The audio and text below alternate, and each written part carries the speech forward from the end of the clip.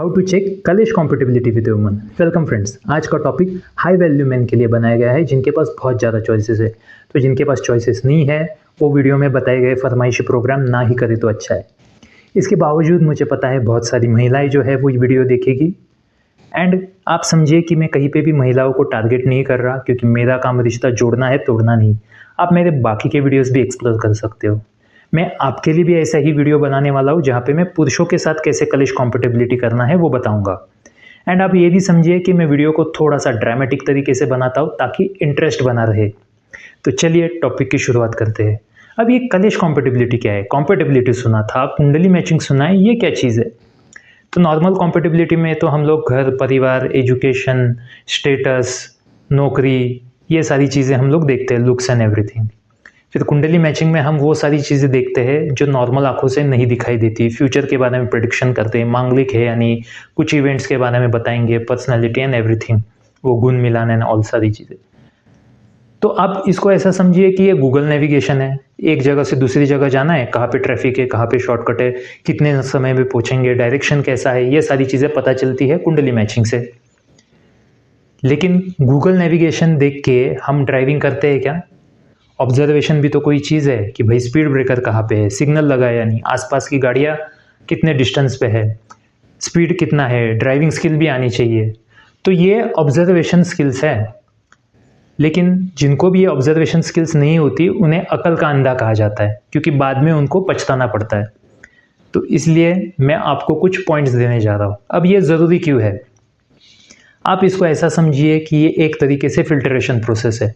मतलब आपने मुझसे बहुत सारी ट्रेनिंग ली, कंसल्टेशन ली, सब कुछ, मतलब आप अच्छे हो गए रिलेशनशिप में, लेकिन फिर भी 10-15% ऐसी महिलाएं होती है जो कि मैरिज मटेरियल नहीं होती। महिलाएं नहीं, पुरुष भी ऐसे होते हैं जो कि मैरिज मटेरियल नहीं होते। आपको फिल्टर आउट करना होता है।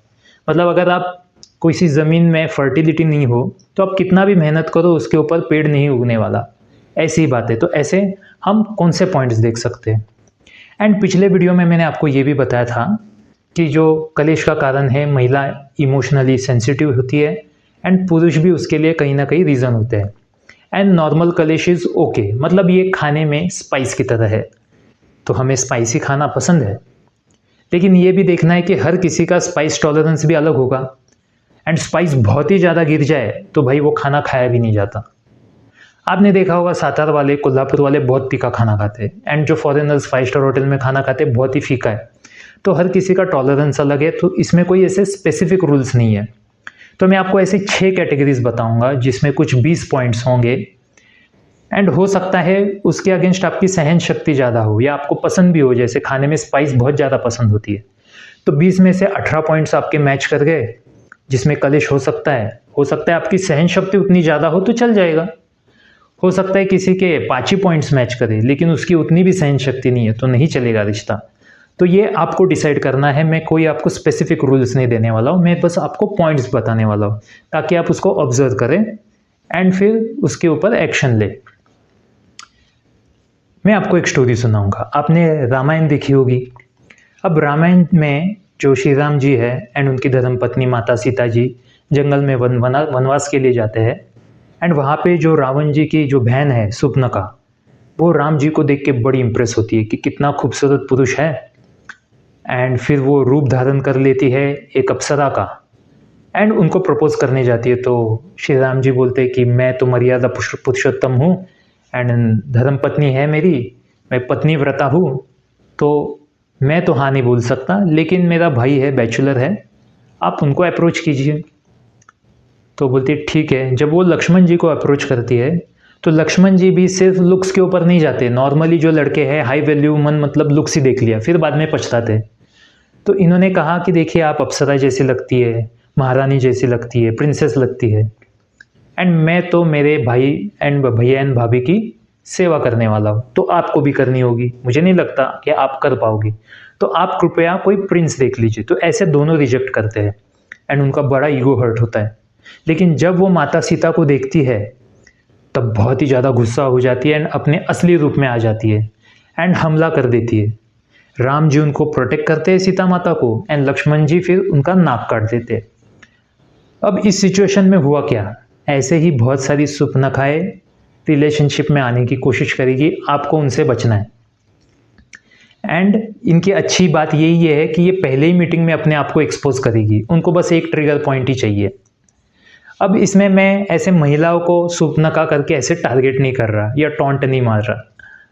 आप ये भी समझिए कि वहाँ पे माता सीता भी है, एंड मैक्सिमम जो महिलाएं है 80-85% वो माता सीता की तरह ही है।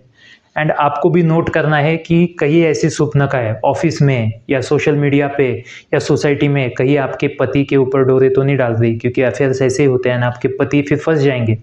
हाल ही में एक फॉरेनर का जो कंपनी के बहुत बड़े पोस्ट पे थे, कोल्ड प्ले के कॉन्सर्ट में देखा था ना क्या हुआ, उनकी पत्नी तो बहुत ज़्यादा खूबसूरत थी, वो जिसके साथ अफेयर चल रहा था, लेकिन हो जाता है ना।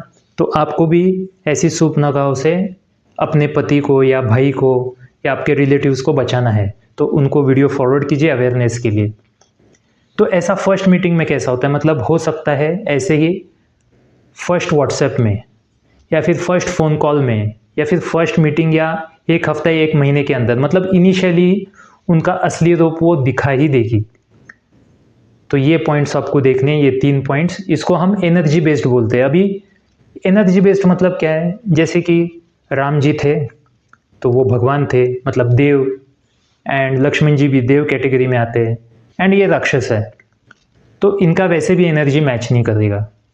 इसके अलावा ऐसे नहीं कि राक्षस बुरे होते हैं, जैसा विभीषण जी थे वो अच्छे भी थे, तो राक्षस होकर आदमी शांत हो सकता है। लक्ष्मण जी काफ़ी एग्रेसिव थे, राम जी ने तो प्रोटेक्ट किया ना, लेकिन लक्ष्मण जी तो एग्रेसिव थे, सीधा नाक काट दिया। तो देव होके भी लोग एग्रेसिव हो सकते हैं, तो देव हो एंड दानव हो एंड दोनों एग्रेसिव हो तो भाई कॉम्पेटिबिलिटी होगी ही नहीं। तो ये जो एनर्जी वाला पॉइंट है, 3 पॉइंट्स आपको चेक करने हैं, ऑब्जर्व करने हैं कि स्टार्टिंग में ही कहीं आपका कलेश तो नहीं हो रहा। फिर दूसरी चीज़, बैकग्राउंड आपको चेक करना है, थोड़ा सा पास्ट मतलब क्या है, अभी हर किसी का पास्ट होता है, एक्स होंगे, वो चाहे एक्स बॉयफ्रेंड हो या एक्स हस्बैंड हो, लेकिन वो पहले ही मीटिंग में या पहले ही कुछ वक्त में जब आपका रिलेशन अभी तक बना नहीं है, तभी वो एक्सपोज करे एंड ऐसा बताए कि उसके ऊपर बड़ा अत्याचार हुआ, एंड अपने सारे एक्स के बारे में वो बुराई करे, तो ये भी अच्छा नहीं माना जाता। ये ऐसे ही समझिए जैसे हम इंटरव्यू के अंदर पहले की कंपनी की बुराई नहीं करती, ये अच्छा नहीं माना जाता, भले ही वो सच्चाई हो, भले ही बकवास के साथ झगड़ा हो, क्योंकि सामने वाली कंपनी को आपको पता चलता है कि आपका नेचर कैसा है, आपका कोपिंग मैकेनिज्म कैसा है, प्लस आप उनकी कल को बुराई नहीं करोगे, तो ये देखा जाता है। अब ये भी समझिए कि कल को आपका रिलेशनशिप बन जाए एंड तभी वो वल्नरेबल होकर सारी चीज़ बता दे, तो उसे बुराई नहीं माना जाएगा, ये सिर्फ इनिशियल पीरियड में माना जाएगा, मे बी इनिशियल 3 मंथ्स के अंदर, ऐसे आप बोल सकते हैं। इसके अलावा आपको देखना है कि कहीं डैडी इश्यूज़ तो नहीं है, मतलब फादर के साथ रिलेशनशिप खराब, ब्रदर के साथ भी हो सकते हैं, एंड हो सकता है मदर के साथ भी हो। जब मतलब ऐसे चाइल्डहुड इश्यूज़ हो तो कल को फिर रिश्ता भी सही तरीके से नहीं चलता, आपके साथ भी नहीं चलेगा, इसके ज़्यादा हायर प्रोबेबिलिटी है, मतलब आप ऐसे समझिए। तो आपने ऐसे 3 पॉइंट्स देख लिए बैकग्राउंड के बारे में। फिर आता है नेचर। कुछ लोगों का नेचर ही ऐसा होता है कि उन्हें कलेश करना है, क्योंकि कुछ न्यूरो पाथवेज बन गए हैं, उनको बस रीज़न ही चाहिए। तो ऐसे मतलब उनको वैसा इंटेंशन की भी ज़रूरत नहीं है, वो ऐसे ही झगड़ा कर सकते हैं अननेसेसरीली किसी भी बात पे। मुझे व्हाट्सएप पे जवाब क्यों नहीं दिया, मेरा फ़ोन क्यों नहीं उठाया, मुझे फूल क्यों नहीं दिए, उसके साथ क्यों बात किया, कुछ भी रीज़न हो सकता है। दिन में 3 से ज़्यादा कलेश तो हो ही जाएंगे। बहुत ही ज़्यादा ड्रामा एडिक्ट होते हैं, हो सकता है पास्ट की वजह से भी हो, तो वो न्यूरो पाथवेज बन गए, उनको इनसिक्योर फील होता है अगर कलेश नहीं हो तो। आपको ये भी देखना है कि ये लोग है ना कभी अपनी मिस्टेक एक्सेप्ट नहीं करते, एंड सॉरी तो बिल्कुल भी नहीं बोलेंगे। मतलब आप ऐसे समझिए, ये सॉरी कब बोलते हैं पता है, कि आपने ब्रेकअप कर लिया, ब्लॉक कर दिया हर जगह से, फिर भी ये दूसरा अकाउंट करके आपको मैसेज रिक्वेस्ट आ रहा है, ईमेल आ रहा है, गूगल पे मैसेज भेज दिया, तब जाके इनका सॉरी आता है। फिर आपको देखना है कि इनका एटीट्यूड कैसा है। अब एटीट्यूड में मतलब आप समझिए इनको थोड़ा सा सुपीरियरिटी कॉम्प्लेक्स होता है, इनको पावर चाहिए, इनको कंट्रोल चाहिए, दूसरों को नीचा दिखाते हैं। मतलब हो सकता है ये लोग ग्रामर नाजी हो। अब ग्रामर नाजी का मतलब ये नहीं है कि जिनका ग्रामर अच्छा है, इंग्लिश अच्छा है, तो ग्रामर नाजी हो गए। कुछ लोग गलती आइडेंटिफाई करके हमें सुधारते भी है, लेकिन ऐसे जो लोग हैं ना जो ह्यूमिलिएट करते हैं एंड आपको नीचा दिखाने की कोशिश करते हैं क्योंकि आपका इंग्लिश अच्छा नहीं है, आपका ग्रामर अच्छा नहीं है, तो उन्हें ग्रामर नाजी कहा जाएगा। तो ज़्यादातर जो महिलाएं ग्रामर नाजी होती है वो इस कैटेगरी में आ सकती है। हालांकि मैं आपको बता रहा हूँ कि एक पॉइंट के ऊपर डिसाइड नहीं करना है, 20 पॉइंट्स हैं, उसमें से कितना पॉइंट्स कंसिडर करने हैं वो आपको करने हैं, क्योंकि अदरवाइज कोई भी महिला फिर शॉर्ट लिस्ट नहीं होगी। हर महिला में कुछ ना कुछ तो होगा ही ना ऑब्वियसली, एंड पुरुष में भी होगा ऑब्वियसली। पुरुष भी ग्रामर नाजी होते हैं, ऐसा ही नहीं कि सिर्फ महिलाएं होती है। तो बात को समझिए एंड पर्सनली ना ले। तो ग्रामर नाजी होती है, फिर वो आपको टेस्ट कर सकती है, मतलब शादी से पहले ही बहुत टेस्ट करेगी, मतलब वो अपना पावर जताना चाहती है इनिशियली। शादी के बाद तो 10 गुना होगा, मतलब ये क्या स्कूल की प्रिंसिपल है जो आपकी टेस्ट लेगी। तो अगर आपको ज़िंदगी भर उसके साथ ऐसे टेस्ट में फेल नहीं होना ना, तो ये रिलेशनशिप के इंटरव्यू से पहले ही उसको आउट कर दो, क्योंकि वो ऐसे बोलते हैं I was testing you, I was testing you, and फिर बहुत ज़्यादा कलेश हो जाएगा, आप फ्रस्ट्रेट हो जाओगे। फिर सुपीरियरिटी कॉम्प्लेक्स मतलब कैसा है कि आप ऑब्जर्व करना कि ये इकोनॉमिकली जो लोअर क्लास है उनसे, हो सकता है मेड सर्वेंट्स हो सकता है ड्राइवर्स हो, वेटर्स हो, या फिर कोई उनके फ्रेंड्स भी, रिलेटिव्स भी हो जो उनसे इकोनॉमिकली वीकर सेक्शन में आते हैं, ये उनके ऊपर थोड़ा सा अत्याचार करते हैं या उनको नीचा समझते हैं, उनकी बुराई करते हैं।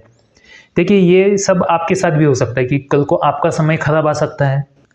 एंड ये हो सकता है कि लाइफ में जब इंसान होता है ना, कोई ग्रो कर जाता है बहुत ही, अगर वो आगे बढ़ गए, ऐसा पुरुषों के साथ भी होता है, ऐसा मैं महिलाओं को बारे में ही नहीं बताता। आपने देखा होगा बहुत सारे बॉलीवुड हीरोज अपनी पहली पत्नी को छोड़ते, पहली या दूसरी तीसरी वालों को भी छोड़ देते जब वो लाइफ में ग्रो करते हैं, वो ग्रो नहीं कर पाती। फिर ऐसे महिलाओं को भी देखा होगा, कोई पति चपरासी है, उन्होंने पढ़ा लिखा के सारा फाइनेंस करा के, पत्नी फिर यूपीएससी एमपीएससी क्रैक किया, गवर्नमेंट जॉब मिला, हायर पोस्ट मिली, अब उसको शर्म आ रही है वो चपरासी पति के साथ, अब वो उसको वीक समझती है, फिर कुछ ना कुछ कलेश करके डिवोर्स ले लेगी। तो आप नेचर वो पहले से ही ऑब्जर्व करो, क्योंकि ये आएगा ही। आज सीड है, कल को वो प्लांट बनने वाला है समय के साथ। एटीट्यूड कैसा होना चाहिए कि भाई मतलब शादी हो गई, अगर तुम्हारी निकल पड़ी तो मेरी किस्मत अच्छी, मेरी निकल पड़ी तो तुम्हारी किस्मत अच्छी, दोनों की निकल पड़ी तो भाई बल्ले बल्ले। एंड अगर दोनों का कुछ भी नहीं हुआ तो फिर क्या है, हम भी नंगे तुम भी नंगे, नहाओ गंगे, दोनों एक दूसरे को सपोर्ट करो। तो इस तरीके से एटीट्यूड होना चाहिए। फिर आते हैं हम हैबिट्स के ऊपर। हैबिट्स में कैसे, कुछ लोग बहुत ही ऑब्सेसिव हो सकते हैं, पॉजेसिव हो सकते हैं, पीछे ही पड़ जाएंगे आपके। मैंने देखा था एक महिला ने तो अपना हाथ काट के रख लिया था, फिर उसने अपने बॉयफ्रेंड को बोला अभी तो हॉस्पिटल में देखने, मेरे कपड़े कौन चेंज करेगा। एंड वो भी लक्ष्मण जी जैसा ऐसे रूथलेस था, उसने भी बोला तेरे को मरना था ना, उठा के रेलवे ट्रैक के सामने फेंक दूंगा। तो इस तरीके से उन्होंने हैंडल किया, पर हर किसी को वैसे हैंडल करने नहीं जमेगा। एंड आप ऐसे बोल सकते हो कि यार ये पहले ही थोड़ी ना होगा, वो टाइम होगा ना रिलेशनशिप, आप ये पहले क्यों बता रहे हो। इन महिलाओं की खासियत ये है कि ये सूप ना खाओ जैसे आपको लुभाएगी। इनका कहीं ना कहीं ब्रेकअप हो जाता है एंड ये पहले 1 2 3 मीटिंग के अंदर ही आपके साथ फिजिकल रिलेशनशिप में आ जाएगी। एंड हो सकता है ऐसी महिला मैरिड भी हो, ठीक है, ये भी चीज़ हो सकती है। तो ये जब इनिशियली हो जाएगा तब आप ये फेस करोगे एंड आपको ऐसा लगेगा कि यार जब गुरु जी फ्री में दूध मिल रहा है तो भैंस क्यों पाले, क्योंकि हम तो पुरुष हैं, हमें तो चाहिए ही। लेकिन जी ऐसे दूध में जहर भी मिलता है, तो गले से उतरेगा नहीं, ध्यान रखिए।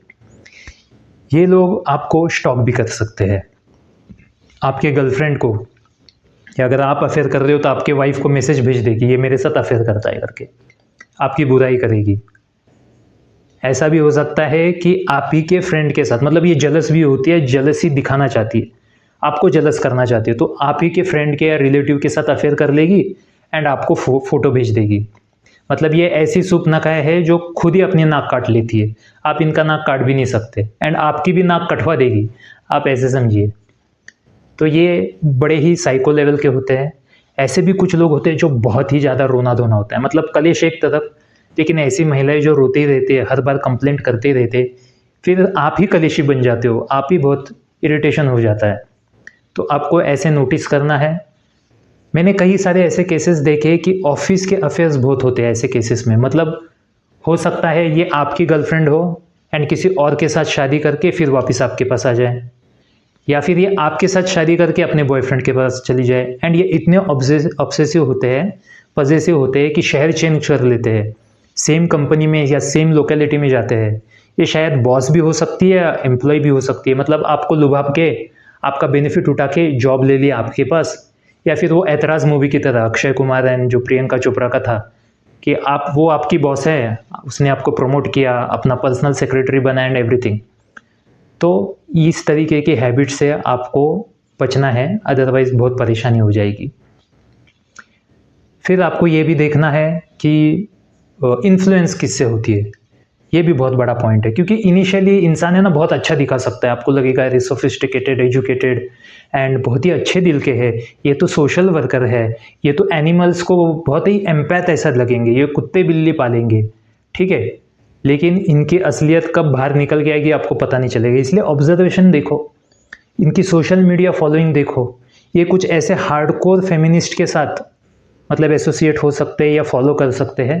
हार्डकोर फेमिनिस्ट जो मतलब मेन बैशिंग करते हैं, तो नेगेटिविटी ही आ जाती है दिमाग में, एंड ये किसी की बात के ऊपर कलिश कर सकते हैं। मतलब एक महिला ने ऐसा एक पोस्ट बना, आप गूगल पे भी चेक कर सकते हो, कि लेडीज़ कहना मतलब अच्छा नहीं है, हमको लेडीज़ कैसे कहते हो, लेडीज़ मतलब ऐसे पुराना शब्द लगता है, हमको वुमन कहो, लेडीज़ मत कहो, या गर्ल्स मत कहो, हम क्या बच्चियाँ हैं। मेन को भी बॉयज़ कहा जाता है, जैसे बॉयज़ पे प्लेड द वेल, ठीक है, क्रिकेट में। लेकिन बोलती है मैं बॉयज़ के अगेंस्ट नहीं बोलना चाहती, क्योंकि मैं बॉय नहीं हूँ या मैं मैन नहीं हूँ, हमको गर्ल्स मत बोलो या फिर हमको लेडी मत बोलो, वो पुराने ज़माने का लगता है, ओल्ड फैशन है। लेडीज़ टॉयलेट आता है दिमाग में। अब लेडीज़ शब्द आप देखिए कि आर्मी में भी यूज़ होता है, लेडीज़ एंड जेंटलमैन, कोई भी फंक्शन हो, अवार्ड फंक्शन हो, मूवीज़ वाला फंक्शन हो, ठीक है, कोई फैशन शो हो, किसी भी तरीके का कुछ भी फंक्शन हो, पॉलिटिकल पार्टी का हो, हर जगह लेडीज़ एंड जेंटलमैन कहा जाता है, लेकिन इसके दिमाग में टॉयलेट आ रहा है।